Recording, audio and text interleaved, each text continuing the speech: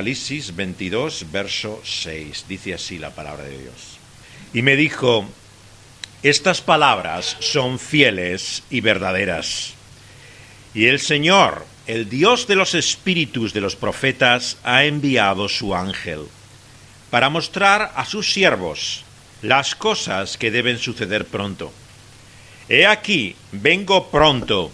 Bienaventurado el que guarda las palabras de la profecía de este libro. Yo, Juan, soy el que oyó y vio estas cosas. Y después que las hube visto y oído, me postré para adorar a los pies del ángel que me mostraba estas cosas. Pero él me dijo: mira, no lo hagas, porque yo soy consiervo tuyo, de tus hermanos los profetas, y de los que guardan las palabras de este libro. Adora a Dios. Y me dijo: no selles las palabras de la profecía de este libro, porque el tiempo está cerca. El que es injusto, sea injusto todavía. Y el que es inmundo, sea inmundo todavía. Y el que es justo, practique la justicia todavía. Y el que es santo, santifíquese todavía. He aquí, yo vengo pronto, y mi galardón conmigo, para recompensar a cada uno según sea su obra. Hasta aquí la lectura de la palabra de Dios. Vamos a pedirle a Él también que nos dé el entendimiento, la comprensión para ella. Vamos a rogárselo a Él. Oh Dios, en esta mañana venimos ante ti sabiendo que es la sabiduría tuya, Señor, la que nos permite entender y comprender tu voluntad. El propósito, Señor, de tus palabras. Señor, ¿quién podrá entrar en tu mente? ¿Quién podrá, Señor, subir a la realidad gloriosa, elevarse, Señor, a la profundidad que hay en tus pensamientos? Más altos son que los nuestros, más grandes, más profundos. Por eso, Señor, venimos ante ti con humildad, reconociendo, Señor, nuestra torpeza o nuestra necedad, Señor, nuestra necesidad de ti, porque sin ti, Señor, nada podemos entender. Por eso, Señor, te queremos suplicar que tú ilumines esta palabra, que tú, Señor, por medio de ellas nos des, Señor, la luz para poder percibir las cosas tal y como son. Y sobre todas las cosas, sabemos que la obra de tu Espíritu, Señor, lo que hace es iluminar, hacer resplandecer la faz y el rostro de tu Hijo Jesucristo. Por eso te pedimos en esta mañana, háblanos de Él, Señor. Queremos saber de tu Hijo amado. Te lo pedimos en su bendito nombre. Amén. Pasamos nuestras vidas tan inmersos en nosotros mismos que nos cuesta siquiera entender y comprender que haya algo fuera de nosotros que merezca la pena siquiera prestarle atención. Y de esa forma caemos tantas veces en la autocompasión. ¿Quién no ha vivido la realidad de mirarse a su propio ombligo y una y otra vez compadecerse? Compadecerse de que la vida no es lo que uno había imaginado. Realmente los sueños han quedado desvanecidos tantas veces con el tiempo y los años que han pasado. Y nos vemos esclavos, presos del tiempo, dominados por él. Y la Biblia nos presenta a alguien que nos conoce a nosotros mejor que nosotros, a nosotros mismos. El conocimiento íntimo y profundo que hizo a David, al salmista, profeta y rey, declarar cómo Dios le conocía desde las entrañas de su madre, en lo más íntimo, en lo más recóndito del vientre de ella, ya había sido conocido por su nombre. Y es en esa confianza también que venimos a este libro que ahora acaba, a estas palabras que cierran una revelación y una visión última de lo que Dios quiere hacer en el tiempo y en el espacio, lo que Él se ha propuesto y lo que es más, nos dice nuestro texto hoy, lo que Dios hará. Porque claro, hay una gran diferencia entre desear algo, querer algo y que realmente ocurra. Todos cuando hablamos de que tenemos esperanza de algo, hablamos con una cierta prudencia, hay una vaguedad. Esperamos, deseamos, quisiéramos que algo fuera. Pero cuando la palabra de Dios nos dice que algo ocurrirá, es con la certeza, con la confianza, con la seguridad de algo que es tan indudable que es más cierto que nuestra propia vida. Y comprender esto es esencial para entender el mensaje, la visión, la revelación que Dios le da a Juan y que es también para nosotros. El saber que es tan cierto y seguro lo que va a acontecer, aún más que lo es nuestra propia existencia en este momento. Y qué difícil es esto de percibir. Cuando hablamos de realidades eternas nos parece algo lejano, vago. Es esta realidad física, material, lo que ahora tenemos y conocemos, lo que nos parece verdaderamente auténtico. Pero a la luz de la palabra de Dios es como si fuera al revés. Lo que nos parece lejano, vago y difuso es lo verdaderamente auténtico y cierto y seguro. Y como dicen los profetas, nuestra vida es como esa nube que se disipa, como algo que hoy está y mañana no está, la hierba que florece y a continuación es pisoteada, la realidad marchita de lo que es esta vida en ese proceso continuo de corrupción y de decadencia, la transitoriedad, la tremenda realidad temporal de nuestra vida. Y en ella Dios nos quiere dar una única certeza y seguridad, que es la confianza en lo que Él va a hacer. Y por eso comienza nuestro texto esta visión gloriosa que le da el Señor a Juan, diciendo, estas palabras son fieles y verdaderas. Qué difícil es confiar, intentar realmente poner nuestra vida en las palabras de otra persona con la confianza de que son ciertas y seguras. ¿Por qué? Porque las palabras de los hombres sabemos que se las lleva el viento. Hoy dicen una cosa y mañana dirán otra. Pueden decir algo, sinceramente, y luego no poder hacerlo. Claro, hay personas que quieren realmente y prometen y aseguran cosas. ¿Cuántos no hemos hecho también esos mismos votos? Y somos los primeros también en luego avergonzados reconocer que no los hemos cumplido. Una y otra vez nuestra historia es la historia de grandes propósitos, buenas intenciones, pero ¿qué queda más allá de ello? Pero tenemos que comprender que de lo que habla Dios en este libro, en estas palabras, en esta profecía que Dios ha hablado por medio de tantos hombres a lo largo de los tiempos y ahora por Juan nos revela, es de cosas ciertas, fieles y verdaderas. Y es por esto que debemos prestar atención a ellas y poner nuestra confianza. En términos cristianos, nuestra fe. Cuando hablamos de la fe realmente muchas veces no se sabe uno de lo que habla. Hay quien dice que tiene fe y otro que tiene fe y otro que no la tiene, pero realmente ¿qué es verdaderamente la fe? La fe tiene un elemento profundamente subjetivo, sin lugar a dudas, pero hay algo objetivo en la fe que tenemos que tener en cuenta, que es la confianza en una verdad revelada más allá de nosotros mismos. No se trata, por lo tanto, de una fe ciega, sin fundamento, sin base. Se trata de nuestra confianza en lo que Dios nos ha mostrado por esta su palabra.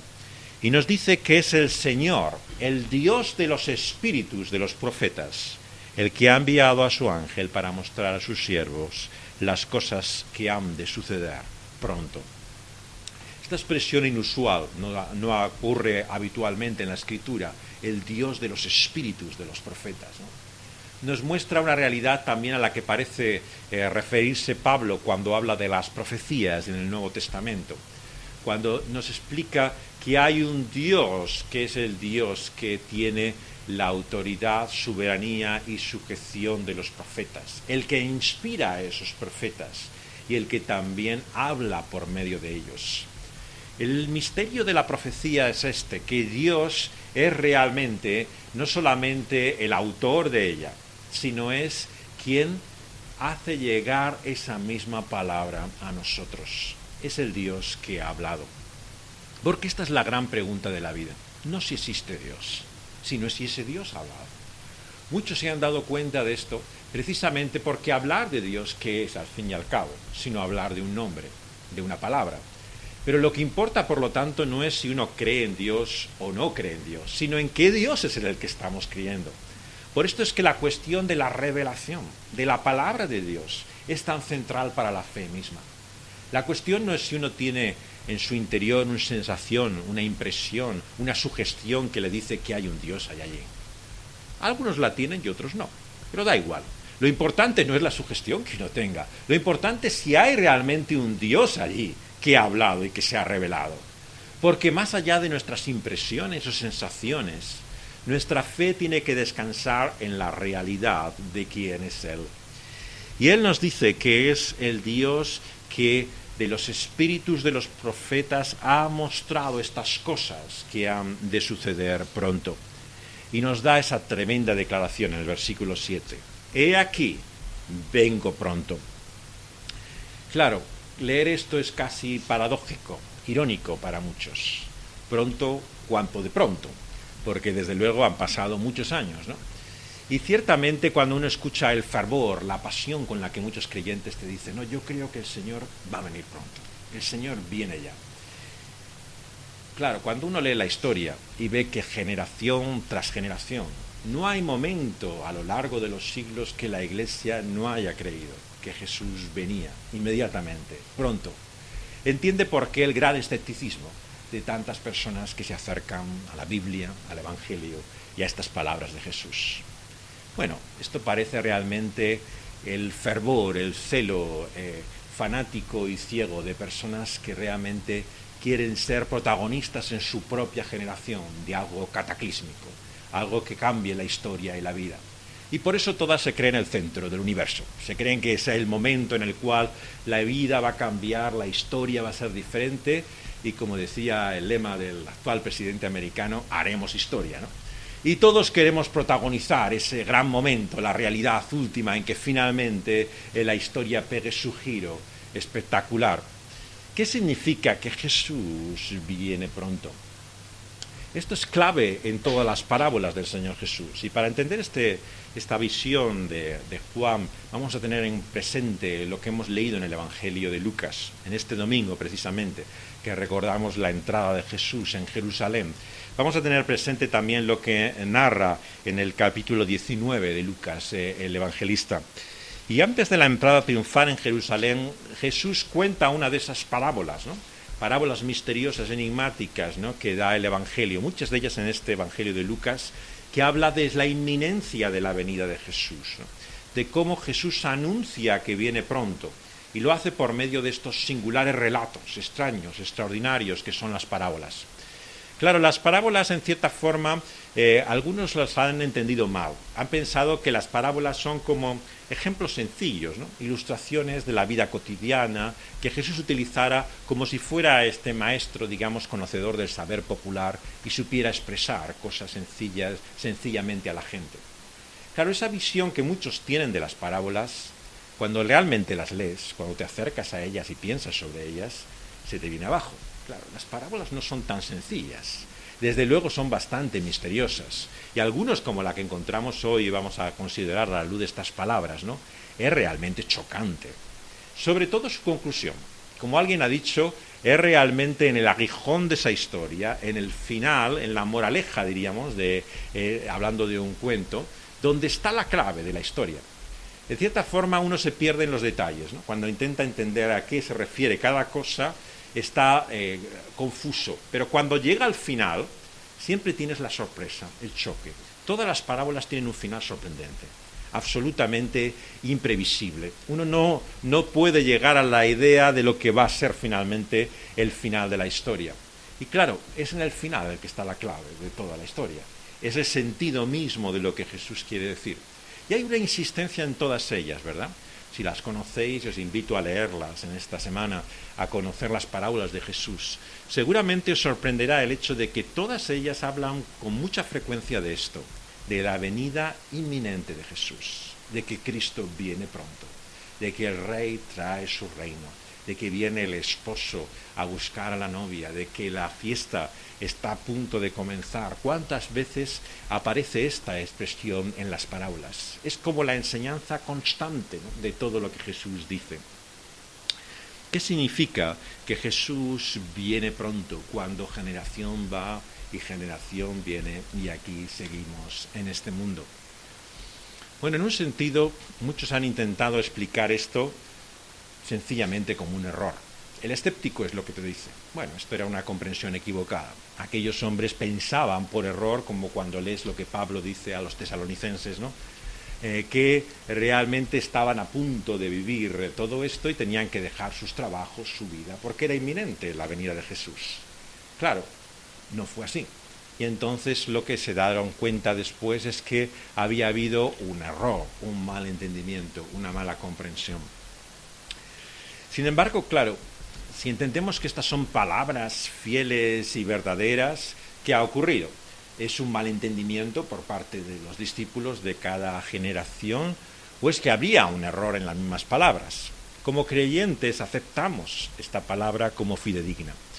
Y por lo tanto esa opción no queda para nosotros, ¿no? Es por lo tanto una equivocación el pensar que esa inminencia es tan inminente como pensaron desde el principio aquellos primeros discípulos, ¿no? La clave yo creo que está en unas conocidas palabras de Jesús que sin duda todos habrán oído. Vengo como ladrón en la noche. Jesús repite estas palabras siempre para hablar de qué en todas las parábolas. La sorpresa. Lo absolutamente imprevisible. Cuando Jesús dice que viene pronto, lo que dice es que no podemos discernir o entender esas señales de ese fin como algo para lo que estemos preparados y dispuestos en el momento mismo en que ha de ocurrir. Es lo que Jesús le dice, claro, a sus discípulos justo antes de dejar este mundo, al ascender a los cielos en Hechos de los Apóstoles. ¿Qué es lo último que le preguntan los discípulos antes de subir al cielo? ¿Vendrá el reino de los cielos ahora, en este tiempo? ¿Aquello que has anunciado va a ocurrir ahora? ¿Y qué le contesta Jesús en el libro de los Hechos al comienzo de este relato de la historia de la Iglesia, ¿no? No os corresponde a vosotros saber ni el momento, ni el tiempo, ni la sazón. Sencillamente la Iglesia nunca le ha sido revelado cuándo volverá Jesucristo. Nunca, nunca, nunca creáis a alguien que anuncia una fecha de la venida del Señor Jesucristo, porque contradice lo que Él mismo ha dicho. Él mismo ha dicho de antemano que no podemos saber ni el día ni la hora en que ha de venir. Por lo tanto, son las sectas, los falsos maestros, profetas del error, los que han anunciado siempre la venida de Cristo Jesús en un momento determinado. Y cuando no viene, ¿qué hacen? Pues fundan su secta. Así es como surgen todas ellas, ¿no? Incluso algunas iglesias que son hoy respetables han nacido de falsas profecías. Las profecías en las cuales pretendían la venida inminente del Señor Jesucristo. Pero lo que Jesús nos dice cuando nos asegura que Él viene pronto es que no sabemos cuándo es. Este es sin lugar a dudas el cuadro una y otra vez del Evangelio. Ocurrirá cuando menos lo esperamos. Y entender esto es realmente la clave de lo que significa esa urgencia que tiene el anuncio de la venida del Señor Jesucristo.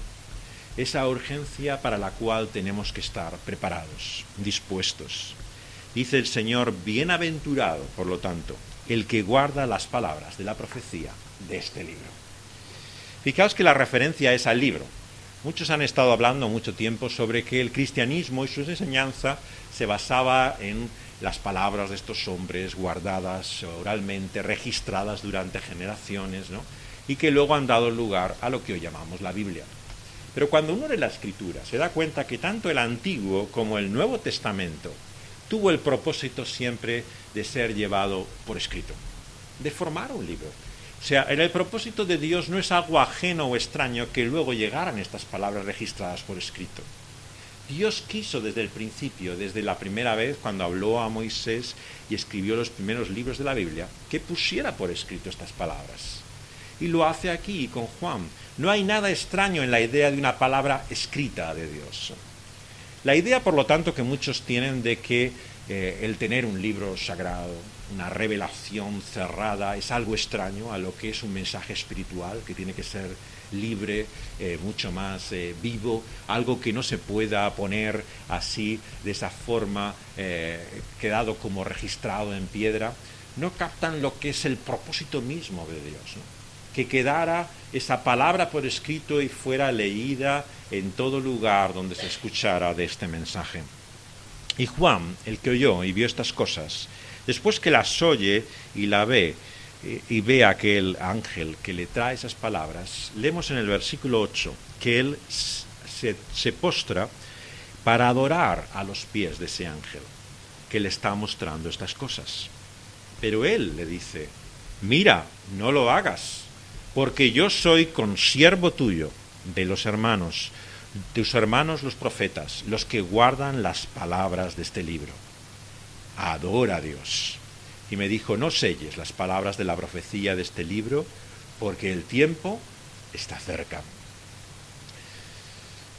Muchos han intentado, por lo tanto, ver que las palabras que nos han llegado de esta forma y manifestación sobrenatural, sin lugar a dudas, giran en torno a esta figura sobrenatural que llamamos un ángel. Y han querido hacer, por lo tanto, del propio centro de la revelación, de la Biblia misma, el Señor Jesucristo, un ángel más que ha venido a traernos la palabra de Dios. Y encontramos como sectas como los Testigos de Jehová simplemente te dicen que se trata del arcángel Miguel. Así lo pensaron en su día otros muchos grupos que ahora son incluso iglesias reconocidas.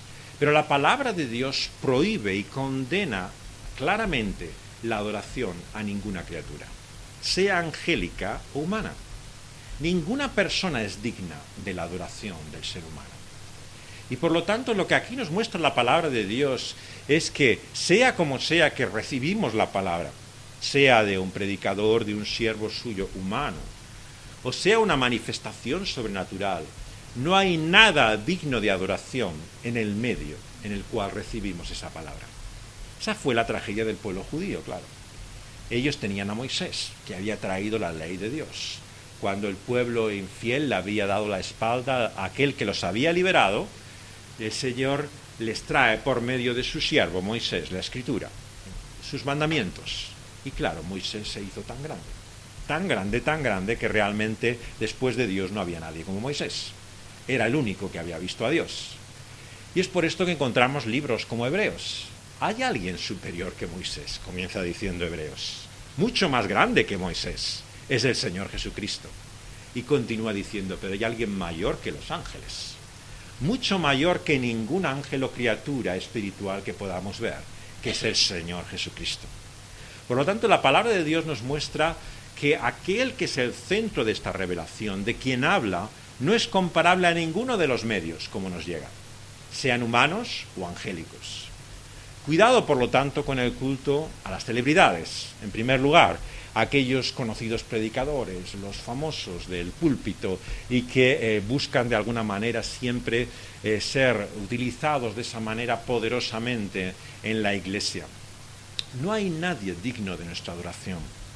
Adorar a cualquier otra persona que no sea Dios mismo, ¿no? Es caer ante lo que significa la maldición que acompaña estas últimas palabras del libro.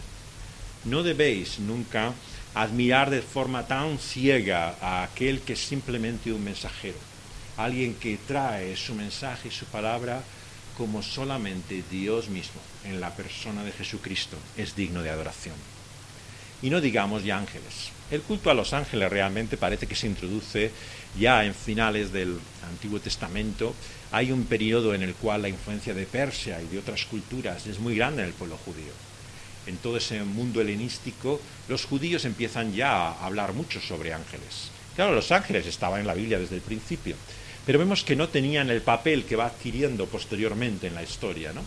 En aquella época realmente, y luego después de la época del Evangelio, encontramos todo un cristianismo que llamamos gnóstico, con una G antes de la N, que significa del conocimiento, de la gnosis, pero es un conocimiento místico, un conocimiento espiritual, de revelaciones, manifestaciones de ángeles.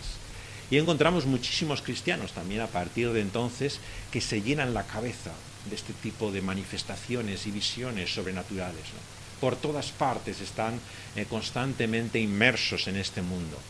Pero todo esto, ¿qué peligro tiene? Que nos desvía del centro, de la atención central de la palabra de Dios, que esa es Cristo Jesús. Toda la Escritura nos habla de él, de principio a fin, y él es el único digno de adoración. A ningún otro debemos reconocer. Y a Juan se le dio esta profecía de este libro y le dice que no la selle porque el tiempo está cercano. Y las palabras que quiero que meditemos hoy son algunas de las más difíciles de Apocalipsis, ¿no? ¿quién no se ha quedado perplejo al leerlas? ¿Dónde hay en la Escritura un mandamiento como este? El que es injusto, sea injusto todavía. Vamos, no encuentro nada parecido yo en la Biblia. Son palabras realmente sorprendentes. El que es inmundo, que sea inmundo. Y el que es justo, que practique la justicia. Y el que es santo, que se santifique todavía. ¿Qué puede querer decir finalmente semejante mandamiento e imperativo, orden de Dios, ¿no? De que el malo siga siendo malo, ¿no? Y que el justo haga justicia. Bueno, estas palabras obviamente han dejado perplejos a muchos creyentes que leían esta revelación y que, lógicamente, la expectativa que tenemos es siempre la posibilidad del cambio. Para algunos casi no hay otro mensaje más central que este, que somos libres para poder decidir y cambiar, ¿no? Si realmente no hay posibilidad de cambio y tenemos que quedarnos en el estado en que estamos, qué buena noticia hay para nosotros, qué expectativa hay de cambio. Casi parece para algunos la negación misma de todo el mensaje evangélico. Lo que aquí dice, ¿qué es lo que la Escritura, por lo tanto, nos muestra?